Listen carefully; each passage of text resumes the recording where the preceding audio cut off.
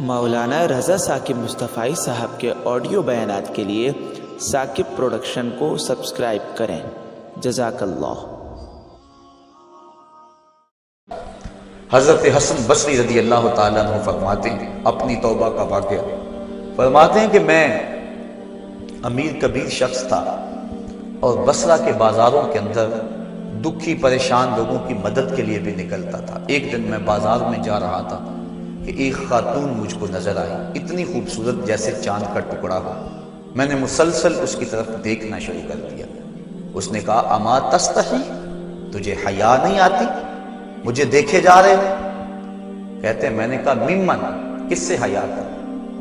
تو اس عورت نے کہا فمن یعلم خائنۃ الاعین وما تخفی الصدور، اس سے حیا کرو جو دلوں کے بھید جانتا ہے، جو آنکھوں کی خیانت کو جانتا ہے، اس سے حیا کرو۔ کہتے ہیں یہ بات تو بہت بڑی تھی، لیکن اس کا حسن ایسا تھا کہ مجھے اس کے باوجود اس کی طرف رغبت رہی اور میں مسلسل اس کو دیکھتا رہا۔ اس نے پھر مجھے کہا کہ کیا معاملہ ہے کہ تم میری طرف دیکھنا چھوڑتے نہیں ہو، کون سی چیز پسند آئی؟ تو کہتے ہیں میں نے اس کو کہا کہ تیری جھیل سی آنکھوں میں ڈوبنا چاہتا ہوں اور یہ میرے لیے ایک باعث کشش ہے۔ اس نے کہا تم رکو، شاید تمہارا مطلوب پورا ہو جائے۔ میں وہاں رکا اور وہ اپنے گھر چلی گئی۔ تھوڑی دیر کے بعد اس کی خادمہ تشت کے اوپر کپڑا ڈالا ہوا ہے اور میرے طرف بڑھایا۔ کہتے ہیں میں نے جب کپڑا اٹھایا تو اس کے اندر اس کی دو آنکھیں تھیں اور اس کے اوپر لکھا ہوا تھا کاغذ کے ٹکڑے پہ لا اريد عینا یفتتن بسببها احدا، میں ان آنکھوں کو رکھنا ہی نہیں چاہتی جس کی سبب سے ایک مومن فتنے میں پڑ جائے۔ کہتے ہیں کہ میں نے اپنی داڑھی کو پکڑا اور زاروں کے تار رونے لگا۔ میں نے کہا اے حسن بصری، تو اس عورت سے بھی گیا گزرا ہے؟ اتنا خوف اس کے سینے کے اندر؟ کہتے ہیں میں داڑھی کو پکڑ کے زاروں کے تار رویا اور گھر چلا گیا۔ ساری رات میں نے توبہ میں گزاری۔ جب صبح کا سفیدہ طلوع ہوا میرے دل میں خیال آیا جس نے اپنی آنکھیں مار دی اس سے بھی تو معذرت کر رہا ہوں، اللہ سے تو معافی مانگی۔ کہتے ہیں کہ میں صبح اٹھا اور جب اس عورت کے گھر کے دروازے کے قریب پہنچا تو اس کا جنازہ نکل رہا تھا۔ میں پھر بڑا پریشان ہوا، واپس آیا، سارا دن مشکل میں گزارا۔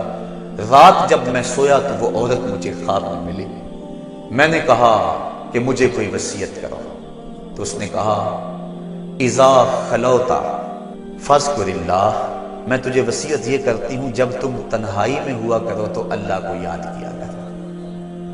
وَإِذَا أَصْبَحْتَ وَأَمْسَيْتَ فَاسْتَغْفِرِ اللَّهَ وَتُبْ إِلَيْهِ، اور جب تم صبح کرو یا شام کرو تم استغفار پڑھا کرو اور اللہ سے توبہ کیا کرو۔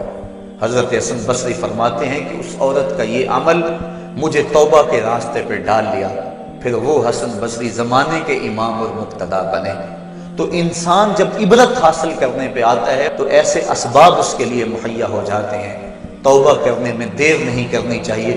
بعض بات بندہ سوچتا ہے کہ ابھی میرے بڑے کام پڑے ہوئے ہیں، جب میں بوڑھا ہوں گا میں ریٹائرمنٹ لے لوں، میں بچوں کی شادیاں کر لوں، بس پھر فراغت ہو جائے گی، بچے کاروبار سنبھال لیں گے، پھر میں ہوں گا، مسجد ہوگی۔ یہ ایسا بندہ کہہ رہا ہے جس کی ملک ایک سانس بھی نہیں ہے، جو ایک سانس کا بھی مختار نہیں ہے، اور ایسے بات کر رہا ہے جس طرح سب کچھ اس کے قبضے میں ہو۔ تو توبہ کے اندر تاخیر نہیں کرنی چاہیے۔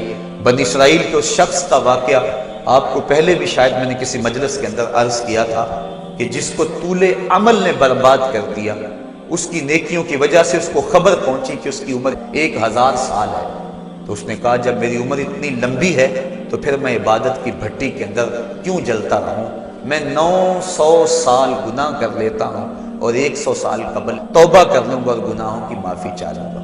900 سال گناہ کرتا رہا، 100 سال جب باقی رہا خیال آیا، پھر سوچا ابھی بڑا وقت پڑا ہوا ہے، میں 90 سال مزید گناہ کر لیتا ہوں، 10 سال قبل میں جو ہے وہ توبہ کر لوں گا۔ 10 سال رہ گئے، پھر خیال آیا 9 سال گناہ کر لیتا ہوں، 1 سال قبل توبہ کر لوں گا۔ جب 1 سال رہ گیا پھر توبہ کی سوچ آئی تو کہنے لگا 12 ماہ ہوتے ہیں سال کے، میں 11 ماہ تک گناہ کر لیتا ہوں، 1 ماہ قبل میں توبہ کر لوں گا۔ پھر 1 ماہ بھی گزرا، ہفتے تک بات پہنچی، حتیٰ کہ 1 دن رہ گیا، اور پھر وہ کہتا تھا بھی فلاں فلاں گناہ میرا رہتا ہے وہ میں کر لوں۔ ایسی لت پڑ گئی تھی گناہ کہ بنی اسرائیل کا وہ شخص کہ جو اس انتظار میں تھا کہ بس یہ گناہ کر لوں اور یہ گناہ کر لوں پھر توبہ کر لوں گا، اچانک موت آئی اور موت نے اس کو دبوچ لیا اور وہ توبہ کے بغیر مر گیا۔ تو طول عمل، لمبی امید کہ ابھی وقت میرا بڑا پڑا ہوا ہے، پہلے تو پتہ ہی نہیں ہے کہ وقت موجود بھی ہے یا کہ نہیں، اگلی سانس آئے گی یا کہ نہیں، دوسری بات جو کیفیت اب ہے پتہ نہیں آگے ہو یا نہ ہو۔ شیطان کو جتنی مہلت دو گے، جتنی بیماری گھر کر جائے گی، اس قدر ہی اس کا ختم ہونا مشکل ہے۔ اس لیے جب گناہ کرے تو فوراً توبہ کر لے، گناہ مٹ جاتا ہے۔ اور اگر انسان کہتا ہے کہ نہیں یہ کر لوں پھر توبہ کروں گا، تو توبہ کو مؤخر کرنا انسان کو گناہ پر دلیر بنا دیتا ہے۔ اور ایک حدیث میں آتا ہے جب انسان گناہ کرتا ہے تو اس کے دل پر ایک سیاہ نقطہ پڑتا ہے، اگر وہ توبہ کر لے تو وہ مٹ جاتا ہے، دل شفاف ہو جاتا ہے۔ لیکن اگر وہ توبہ نہ کرے پھر دوبارہ گناہ کرے تو دل پر ایک اور سیاہ نقطہ پڑ جاتا ہے، پھر وہ گناہ کرتا رہتا ہے اور دل کے اوپر سیاہی پھیلتی رہتی ہے، حتیٰ کہ ایک دن آتا ہے کہ پورا دل اس سیاہی کی لپیٹ میں آ جاتا ہے۔ اور جب پورا دل سیاہ ہو جائے پھر گناہ کر کے بھی اس کو ندامت اور شرمندگی نہیں ہوتی۔ مومن تو جب گناہ کر بیٹھتا ہے تو محسوس کرتا ہے جس طرح پہاڑ کے نیچے آ گیا، ابھی گر جائے گا اور مجھے کچل دے گا۔ اور منافق یہ سمجھتا ہے گناہ کرنے کے بعد کہ بدن پہ مکھی بیٹھی تھی، ہلکے سے اشارے سے میں نے اس کو اڑا دیا، وہ مکھی کے بیٹھنے جیسی کیفیت کا احساس کرتا ہے منافق۔ تو جب دل سیاہ ہو جائے تو بندہ گناہ پہ گناہ کرتا ہے، زندگی گناہوں سے لتڑی ہوئی گزرتی ہے لیکن توفیق توبہ نہیں ملتی۔ صاحبو، زندگی بیت رہی ہے، ایک ایک لمحہ کٹ رہا ہے، ہم لمحہ لمحہ موت کے قریب ہو رہے ہیں۔ ہم سمجھتے ہیں ہم بڑے ہو رہے ہیں لیکن نہیں، ہم چھوٹے ہو رہے ہیں۔ جب گنتی الٹی شروع ہو جائے کام جلدی زیرو تک پہنچ جاتا ہے، سانسوں کی الٹی گنتی شروع ہے اور ہم لمحہ لمحہ قریب ہو رہے ہیں۔ رمضان کا موسم ہے، جمعۃ المبارک کا یوم سعید ہے، سہانی گھڑیاں ہیں، امٹتی ہوئی رحمتوں کی برسات ہے۔ فرمایا حدیث میں کہ ایک ساتھ جمعۃ المبارک میں ایسی ہوتی ہے جس میں جو دعا مانگو اللہ اسے قبول فرما لیتا ہے۔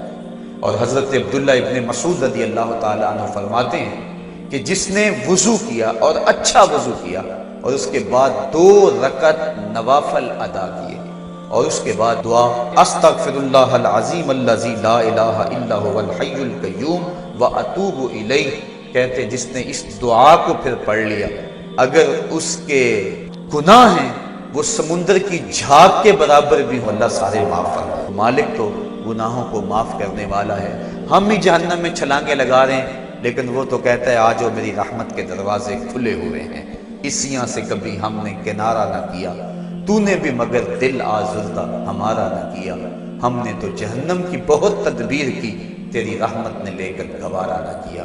اس کی رحمتیں بندے کو آوازیں دے رہی ہیں، یا ایھا الانسان ما غرک بربک الکریم، اے انسان تجھے کریم رب کے دروازے سے کس نے ہٹا دیا؟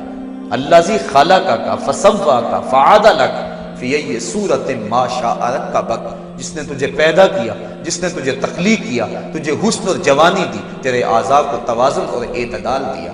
ذرا دیکھ تو صحیح، ماضی کو جھانک کر کے تو دیکھ، تیرے ہاتھ تھے پکڑنے کا سلیقہ نہیں تھا، تیری ٹانگیں تھی چلنے کا طریقہ نہیں تھا، تیری زبان تھی بولنے کا اسلوب تجھے نہیں آتا تھا، تو دودھ بھی مانگنا ہوتا تو روتا تھا۔ ہم نے تیری ماں کے سینے میں تیرے لیے پیار ڈال دیا، اگر ماں کے سینے میں پیار نہ ڈالتے بتا تو بچہ تیری گندگی سے لتھڑ جاتا تھا، ماں صاف کرتی تھی، اگر ماں کے سینے میں یہ پیار نہ ہوتا تجھے کیڑے پڑ جاتے۔ آج تیری چھاتی میں زور ہے، آج ہاتھیوں کو تو بٹھا لیتا ہے، آج شیروں کو تو نچا لیتا ہے، زمانہ تیرا باج گزار ہے، آج تو منسٹر ہے، آج تو مولوی ہے، آج تو مفتی ہے، آج تیرے نام کی دہائی ہے، آج تو عہدہ قضا پہ فائز البرام ہے، آج تو عہدہ صدارت پہ فائز البرام ہے، آج تو ناظم ہے، آج دولت کی ریل پیل تیرے گھر میں ہے، آج تیری فوجیں تیرے پشت پہ ہیں، آج کوئی تجھے پوچھنے والا نہیں، لیکن ذرا پلٹ کے دیکھ کہ ماضی میں تو تھا کیا۔ اچھا پیچھے نہیں پلٹ کے دیکھنا تو ذرا آگے پلٹ کے دیکھ لے، پھر دوبارہ ہو وہی حالت، ڈنڈے کو پکڑ پکڑ کے چلے گا، پھر ڈنڈا بھی جواب دے گا، چارپائی سے لگ گیا، فالج ہو گیا۔ گھر والوں نے 4 دن تو بڑی خدمت کی، آخر انہوں نے بھی کام پہ جانا، پھر بیویوں کے سپرد کر کے چلے گئے، کتنی دیر خدمت ہوگی؟ اب سارے تنگ آ گئے، آہستہ آہستہ منہ سے یہ دعائیں نکلنے لگی، اللہ بابے کو پردہ دے دے تو ٹھیک ہے، بتا ہم تجھے پردہ نہ دیتے تو تو کیا کرتا؟ ہم نے زندگی دی، یہ بھی ہمارا احسان۔ اب تو اس حالت میں ہے کہ تیرا دھڑ مارا گیا، چارپائی پہ لگ گیا، بولو براز اوپر، مصیبت بن گئی، گھر والے بھی تنگ، تجھے اندر سے نکال کر برآمدے میں رکھ دیا کہ بابا کھانستا ہے، بچے ڈسٹرب ہوتے ہیں، جراثیم پھیلتے ہیں، اب تجھے باہر رکھ دیا گیا، تو اپنے آپ سے تنگ آ گیا۔ ڈاکٹر کو کہتا ہے لگا زہر کا ٹیکہ، ڈاکٹر زہر کا ٹیکہ بھی لگائے، بتا تجھے موت نہ آئے تو تو کیا کرے؟ ہم نے تجھے زندگی دی، یہ بھی ہمارا احسان، فَأَمَاتَهُ، ہم نے تجھے موت عطا کی، یہ بھی ہمارا احسان۔ فَأَكْبَرَهُ، اور اگلی کہانی بھی سن، کتا بھی تو مرا تھا، گھسیٹ کے روڑی پہ نہیں ڈال دیا؟ بکری بھی تو مری تھی، گھسیٹ کے روڑی پہ نہیں ڈال دیا؟ اگر تجھے بھی پکڑ کے روڑی پہ ڈال دیا جاتا تو کیا کر سکتا تھا؟ لیکن ہم نے کہا نہیں نہیں، یہ میرا شاہکار ہے، اس کو غسل دو، بیری کے پتے بھی ڈال لو، صفائی ستھرائی خوب ہو جائے، چٹے لباس کا کفن دو، سند سند پہ خوشبو بنو، اب سارے تجھے دیکھنے آ رہے ہیں تو دولہا بنا، تیرا منہ دیکھنے سارے آ رہے ہیں، ساری بستی امڈی آ رہی ہے تجھے دیکھنے کے لیے۔ پھر تیری چارپائی اٹھی، 4 بندوں نے اٹھایا، کندھا بدل بدل کے چلتے، ہر ایک کی خواہش ہے کہ میں کندھا دے لوں۔ پھر میں نے کہا تیز نہ چلنا، میرے شاہکار کو کہیں جھٹکا نہ لگے۔